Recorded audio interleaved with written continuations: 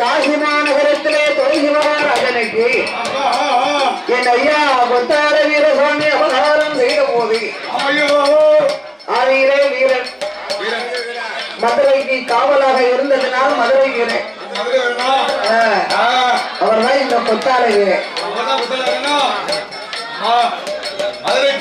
அப்படி காசி மாநகரத்திலே துளசி மகாராஜனுக்கு மகனாக பிறந்த பிள்ளை அவர் பிறந்த செய்தியை கேட்டு துளசி மகாராஜன் ஆனந்த சந்தோஷத்தை கொண்டார்.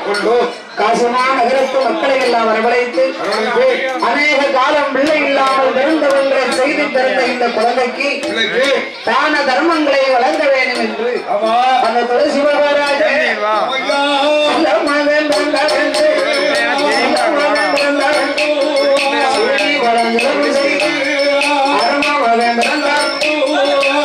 பணம் கொடுப்பார். தந்த மகன் தந்த மகன்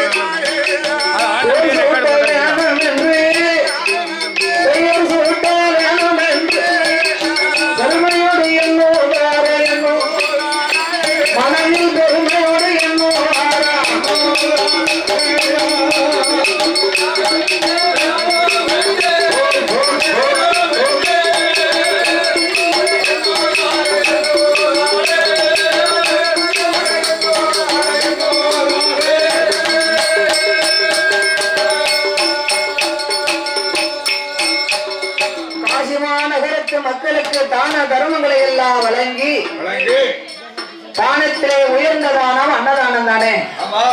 குடையிலே சிறந்த கூட அன்ன கூட. அப்படி தர்மங்களை எல்லாம் வழங்கும் பொழுது அந்த காலத்துல சாப்பாடு பொங்கி போட்டாங்க. வீட்டுக்கு வந்தாங்கன்னா தாய்மார்கள் சாப்பிட்டாங்க. இப்ப சாப்பிட மாட்டாங்க. சாமி ஆட்டம் கூடி போச்சுலாம் பிடிக்காது. இப்ப பிடிக்காது. பொம்பளைய தானே சாப்பிட மாட்டோம்காங்க. ஆம்பளை என்னைக்குமே நல்ல பையங்க தான். என்னத்தையாக எழுதியா ஓ இவர் கோட்டை ஆப்பு புல்லுன்னு கொடுத்தாங்கல்லையா சாப்பாட்டுலதான் சாமி இருக்கு. கோட்டர்ல சாமி இல்ல. அப்படி தான தர்மங்களை வழங்கி அப்ப ஆண் குழந்தை பிறந்தாலும் பெண் குழந்தை பிறந்தாலும்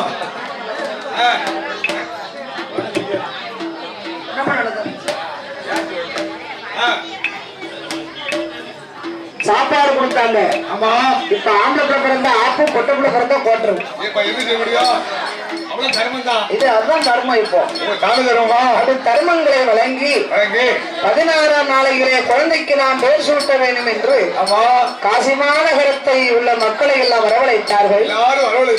அரண்மனைக்கு சோசியரையும் வரவழைத்தார்.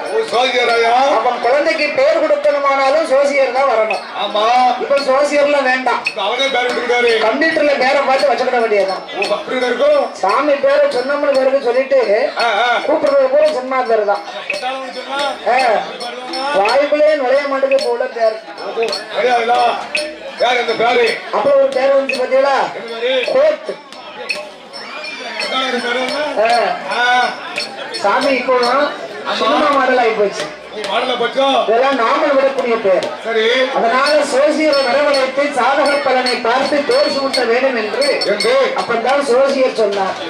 ஐயா காசி மகாநகரத்திலே வாழும் துளசி மகாராஜா பிள்ளை இல்லா வாசல்ல பிள்ளை கிடைத்தது பெருமைதான். ஆனா இந்த குழந்தை பிறந்த யோகம் மக நட்சத்திரம் சிங்கராசி. ஆனாலும் இந்த பிள்ளை பிறக்கும் போது மாலை சுத்தி பிறந்திருக்கிறார். அதனால் உங்கள் மாளிகைக்கு ஆகாது. கொடி சுத்தி பிறந்திருக்கிறார். உங்கள் கோத்திரத்திற்கு ஆகாது. இந்த பிள்ளை இருந்துதான காசிமா நகரமே அழிந்து போகும். துளசி மகாராஜனுடைய மாளிகையும் அழிந்து போகும். நாட்டு மக்களுக்கு இன்னும் இடைஞ்சல் வரும். அநேக சேதங்கள் வரும். அரண்மைக்கு தகுந்த குழந்தை இந்த குழந்தை இல்லையா? அவர் துளசி மகாராஜனுக்கு வருத்தம் இல்லாமல் பெருந்தவங்களை செய்து பெற்ற இந்த குழந்தை நாம் பேர் சொல்ல இருப்பான் என்று எண்ணி இருந்தோமே. பாசமான நகரமே அழியும் அளவுக்கு இருக்கணுமே. ஆனால் இக்குழந்தை நம்மளுக்கு வேண்டாம். ஆகையால் இந்த குழந்தை என்ன செய்வது? துளசி மகாராஜன் தன் மனைவி அழைத்தார். அம்மா, அடியேன் சொல்லை கேளு. மனத ஆத்திக்கோ தேத்திக்கோ. நம்மளோட அரண்மனையில் நம்மளோட அரண்மனையில் அவதரித்த குழந்தை அது அரண்மனைக்கு ஆகாதம்மா.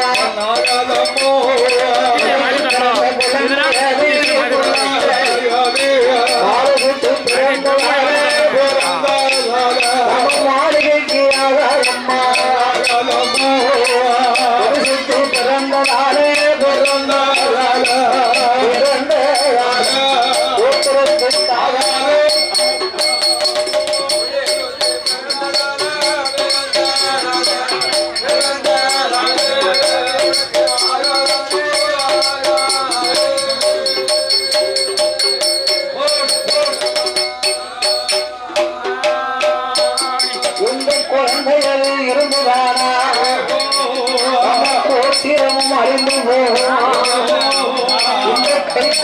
இருந்துதான ஐயா மாலை எங்க வேண்டிய நல்லா கிடைக்குங்க.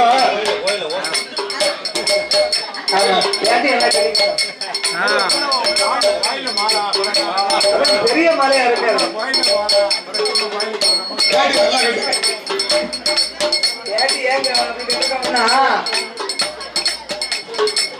அவருக்கு வந்து மச்சனமா போய் கட்டணும். என்ன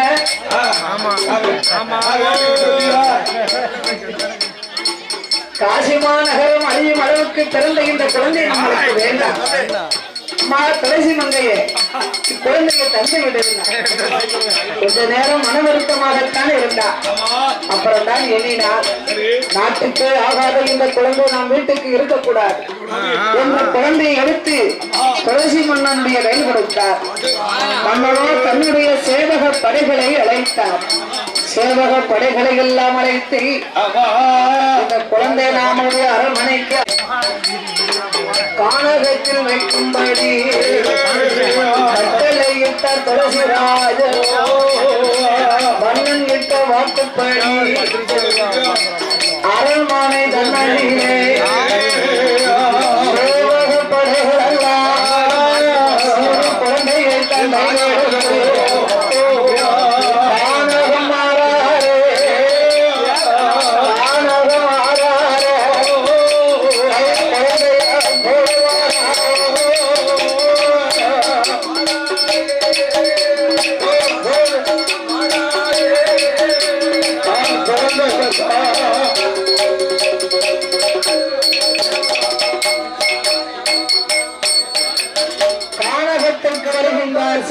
படைகள் கானகத்திலே வந்து இந்த கை குழந்தையை போடுகின்றார்கள். அப்படி காசிமா நகரத்திலே துளசி மகாராஜனுடைய மதலையை போட இந்த சிறப்பான வேளையிலே பாடுமாவளுக்கு அன்பளிப்பு செய்து ஆதரித்த சீமாட்டி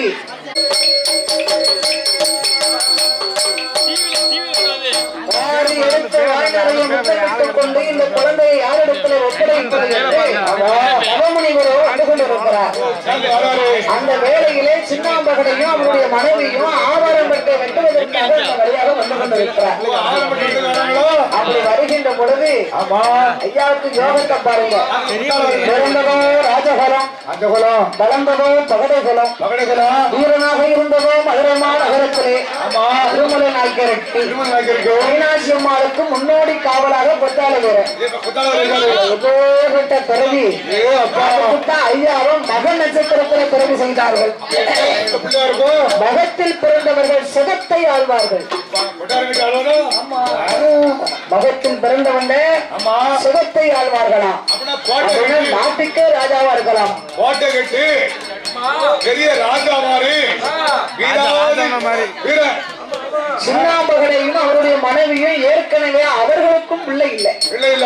பிள்ளை இல்லாமல் குழந்தை கொண்டு வரும் வேளையில இந்த குழந்தையை யாரிடத்தில் ஒப்படைப்பது என்று எண்ணி வந்த தவமுனிவரோ எங்க ஐயா கொத்தாள வீரனை கையெடுத்து சின்னாம்பகனை அழைத்தார். இந்த குழந்தை சாதாரண குழந்தை அல்ல, தவ குழந்தை. இந்த குழந்தை நாளை ஒரு காலத்தில் எடுத்து சென்று வளர்த்துவார்கள் என்ற தவமுனிவர் ஒப்படைத்தார். பிள்ளை இல்லாத நேர்களுக்கு பிள்ளை கிடைத்தா என்ன ஆகும்? ஆனந்த மகிழ்ச்சி கொண்டு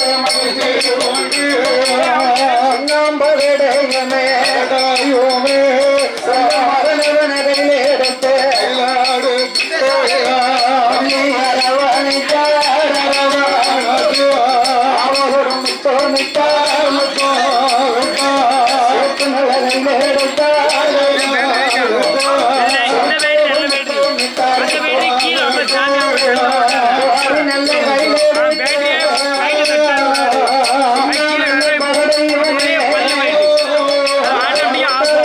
அவரும்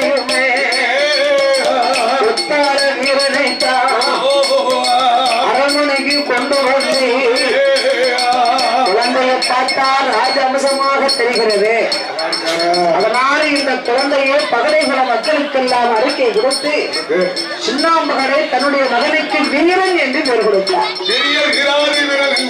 ஐயாவுக்கு முதலையும் மதுரை வீரன் கிடையாது, அவர் கொத்தாள வீரன் கிடையாது. அவருக்கு வீரன் என்று பெயர் கொடுத்தார். அப்படி வீரன் என்று பெயர் நாமத்தை கொடுத்து தன் மகனாகப்பட்ட வீரனை அவர் சின்னாம்பகனை எப்படி வளர்த்து வருகின்றார்?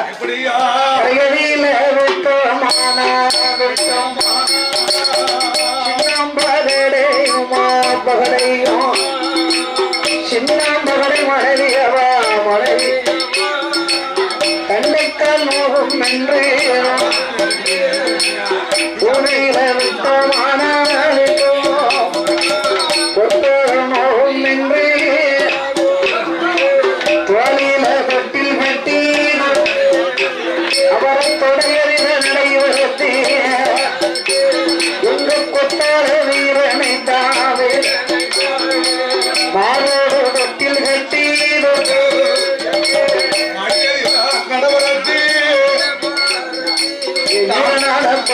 வீரன்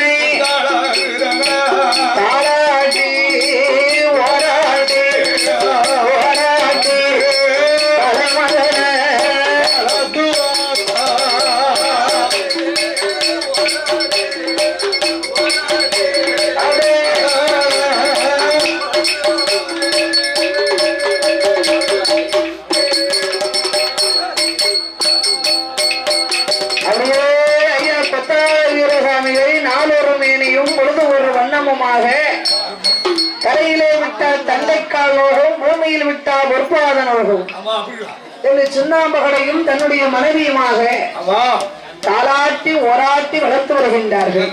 மகனால கொத்தாளவரை வளர்த்துப்பாரா?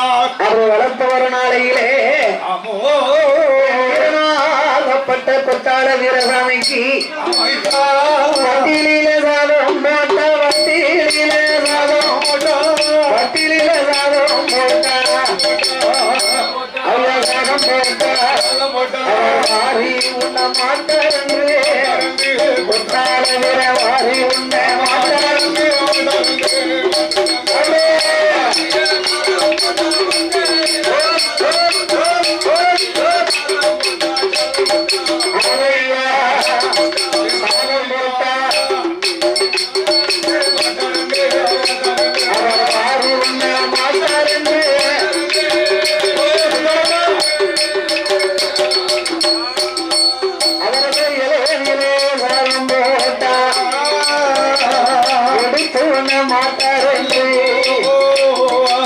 தங்கம் நல்ல தழுகையில வீரனான கொத்தாள வீரன அந்த நல்ல தழுகையில ஆக்காயை ஏற்றங்காட்டி கண்மணிக்கு ஓட்டுவார்கள் ஓட்டியே வளர்ப்பார்கள் கொத்தாள வீரனை